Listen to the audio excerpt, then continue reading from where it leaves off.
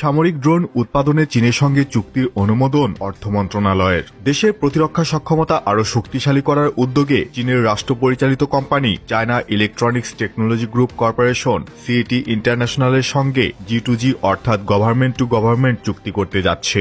এই চুক্তির আওতায় বাংলাদেশে একটি সামরিক ড্রোন উৎপাদন কারখানা স্থাপন করার পরিকল্পনা নেওয়া হয়েছে, যা প্রযুক্তি হস্তান্তরের ভিত্তিতে স্থাপিত হবে। ভিডিওর টাইটেলে বলেছি TB2 ড্রোন তৈরি করা হবে। কথাটি আংশিক মিথ্যা হলেও সত্য বটে, কারণ ছবিতে চীনের CATC এর তৈরি XY-1 ড্রোন, যা হুবাহু টার্কিশ বাইরাক্তার TB2 ড্রোনের কপি। এই কোম্পানির সাথেই 608 কোটি টাকার চুক্তি করতে যাচ্ছে বাংলাদেশ সরকার। মন্ত্রী পরিষদে পাঠানো আনম্যান্ড এরিয়াল ভেহিকেল UAV উৎপাদন কারখানা ও প্রযুক্তি হস্তান্তর স্থাপন শীর্ষক প্রকল্প প্রস্তাবটি 6 জানুয়ারি অর্থ মন্ত্রণালয়ের অনুমোদন পেয়েছে।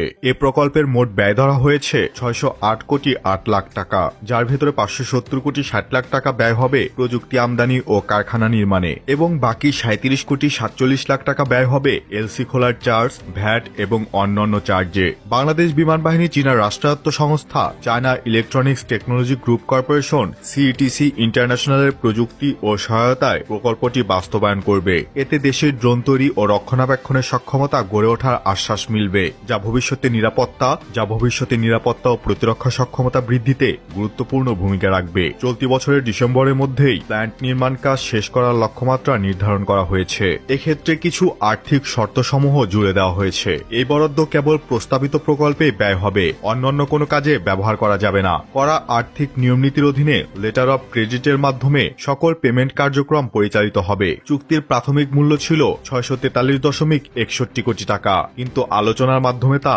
35.53 কোটি টাকা কমিয়ে 608.07 কোটি টাকায় আয়োজন করা হয়েছে।